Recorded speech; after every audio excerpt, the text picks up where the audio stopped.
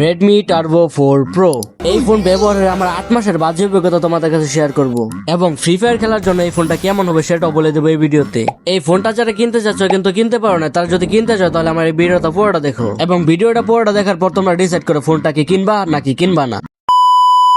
Hey guys, আসসালামু আলাইকুম, কেমন আছো তোমরা? ভিডিও টাইটেল এবং থাম্বনেল দেখে তো বুঝে ফেলেছো আমি কোন বিষয় নিয়ে কথা বলতে যাচ্ছি। হ্যাঁ, আজকে ভিডিও তোমাদের সামনে আমি তুলে ধরবো Redmi Turbo 4 Pro এর ভালো এবং খারাপ দিক। এই ফোনটা আমি প্রায় 8 মাসের উপরে ব্যবহার করতেছি এবং 2 মাস কিন্তু ভালোই ছিল, তারপর একটা ডিস্টার্ব দেখা গেছে, ওইটা তোমাদের মধ্যে শেয়ার করব। প্রথমে শুরু করি তোমাদেরকে ফোনের ভালো দিকটা বলে। প্রথম 1 নাম্বার ভালো দিকটা হচ্ছে এই ফোনের মধ্যে আইফোনের লোগো ইউজ করা যায়।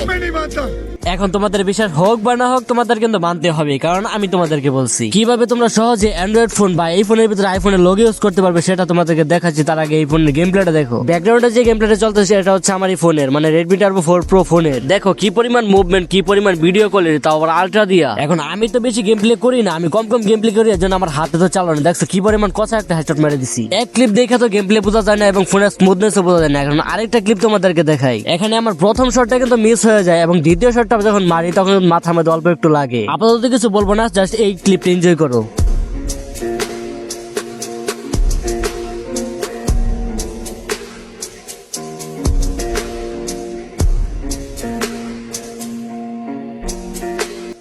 গাইস, গেম প্লে দেখছো কেমন গেম প্লে করা যায় ফোন দিয়ে? আমি কিন্তু বেশি গেম প্লে করি না, তারপরে কিন্তু কে পরিমাণ মাইর দিছি দেখছো তো। এখন তোমাদেরকে এই ফোনের গেম প্লে দেখাইলাম, ভিডিও কোয়ালিটি দেখাইলাম, দেখে তো বুঝলা কেমন গেম প্লে ভিডিও কোয়ালিটি হয়। এবং এই ফোনের ভিতরে আছে কিন্তু অনেক বড় মাপের একটা ব্যাটারি, যেটা হচ্ছে 7550 mAh এর একটা ব্যাটারি। যেই ব্যাটারি দিয়ে তোমরা কিন্তু দিনভর সারাদিন তোমরা গেম প্লে করতে পারবা এক চার্জ দিয়ে। এবং তোমরা কিন্তু চাইলে তোমাদের এই ফোন দিয়ে অন্য একটা ফোনের চার্জ দিতে পারবা। মানে হলো এটা একটা ফোন না, এটা হচ্ছে একটা পাওয়ার ব্যাংক। এবং এই ফোনের প্রসেসর হিসেবে আছে Snapdragon 8s Gen 4, যা 8 Gen 3 এর সমমান। এবং এই প্রসেসরের মধ্যে আন্তত স্কোর আছে 2.3 মিলিয়নের কাছাকাছি, কিন্তু আমার ফোনের মধ্যে 2.2 মিলিয়নে পাওয়া যায়। তোমরা কিন্তু এই ফোন দিয়া স্মুথ, স্ট্যান্ডার্ড, আলট্রা কিংবা আলট্রা ম্যাক্স যে কোনো গ্রাফিক্স এর ভিতরে কিন্তু ফুললি গেম প্লে করতে পারবো অনেকক্ষণ একটানা, কোনো ল্যাগ ছাড়াই।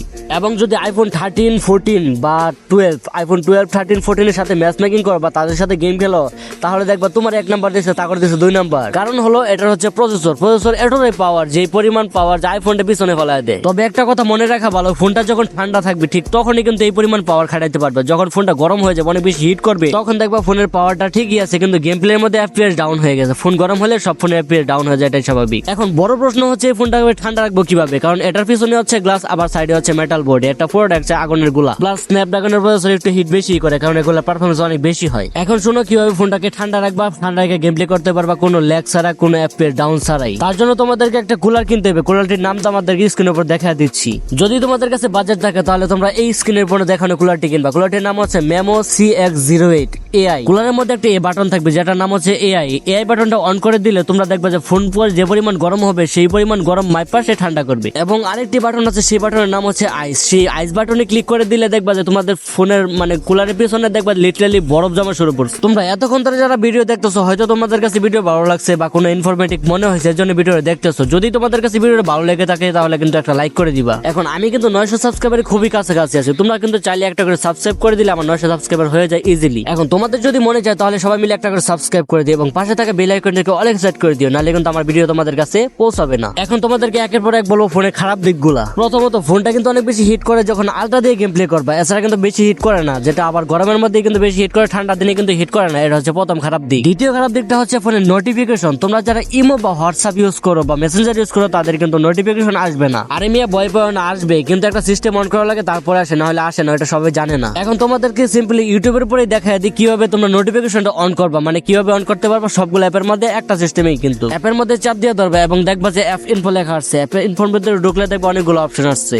এখন নিচের দিকে দেখা যায় অটো স্টার্ট, এই অটো স্টার্টটা অন করে দেবে। এবং আরেকটা কাজ আছে, একটু উপর দেখো পাওয়ার লেখা আছে, পাওয়ারের ভিতরে ঢুকে যে প্রথম অপশনটা আছে লেখা আছে নো রেস্ট্রিকশন, এটার মধ্যে চাপ দিয়ে দেখবা, তাহলে কিন্তু তোমাদের কাম খালাস, মানে সবকিছু ওকে হয়ে যাবে। এখন তো আসল কাম শিখাই নিলা। দেখাতে কিন্তু অনেকগুলো সিস্টেমই দেখাইলাম, তার মধ্যে যদি একটা ভালো লেগে থাকে তাহলে কিন্তু ভিডিওতে একটা লাইক করে দিবা, কিন্তু আরো কিছু সিস্টেম আছে ওগুলো দেখাইতেছি। এখন নোটিফিকেশনে কিন্তু আর কোনো সিস্টেম নাই, সিস্টেম হয়েছে তোমাদের আজ যে সমস্যা আছে এই সমস্যাগুলো সিস্টেম বলে দেবো।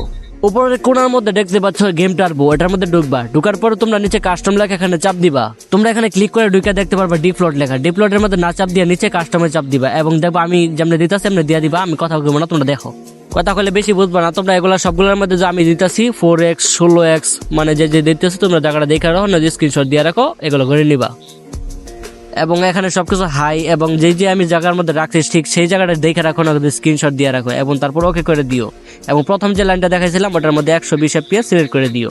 এখন কথা হচ্ছে এই সিস্টেমটা করলে তোমাদের কি লাভ। এই সিস্টেমটা যদি করো তাহলে তোমাদের কিন্তু গেমের গ্রাফিক্সও ঠিক থাকবে, তারপরে অনেক বেশি কালারফুল হবে এবং এই ফোনের সর্বোচ্চ FPS 120 মানে 120 FPS তোমরা গেম প্লে করতে পারবা, তাও আবার free fire max. Free fire না কিন্তু, ফ্রি ফায়ার ম্যাক্স শুধু। একটা কথা মনে রাখবা, ফ্রি ফায়ারে কিন্তু 60 FPS এর বেশি সাপোর্ট করে না, কিন্তু ফ্রি ফায়ার ম্যাক্সে 120 FPS পর্যন্ত সাপোর্ট করে। যারা ফ্রি ফায়ার ম্যাক্স নামাইতে পারো না তারা আমাকে কমেন্ট করো, আমি নেক্সট ভিডিওতে ফ্রি ফায়ার ম্যাক্স কিভাবে নামাইবা এবং কিভাবে আইফোনের লোগো সেট করবা প্রোফাইলে সেটা নিয়ে আসবো। অবশ্যই চ্যানেলটাকে সাবস্ক্রাইব করবা এবং সাবস্ক্রাইব করে কিন্তু বেশি বেশি করে কমেন্ট করে এবং বললো যে তোমাদের কি free fire max download system লাগবে। ফ্রি ফায়ার ম্যাক্স এবং কিভাবে আইফোনের লোগো সেট করবা নামের মধ্যে, এটা কিন্তু সহজে দেখাই দিব নেক্সট ভিডিওতে। তোমরা কিন্তু কমেন্ট করে জানাই দাও এবং আমাকে একটু সাপোর্ট করে দিও। এখন কিন্তু ভিডিও অনেকটা লং হয়ে গেছে, কথা কইতে কইতে মুখ কিন্তু বেদনা করতেছে আর কিন্তু পারতাছি না। আজকের জন্য বাই বাই, টাটা, আল্লাহ হাফেজ, সবাই ভালো থাকো। আরেকটা কথা, ভিডিওতে কিন্তু লাইক না দিলে বিয়া হইব না।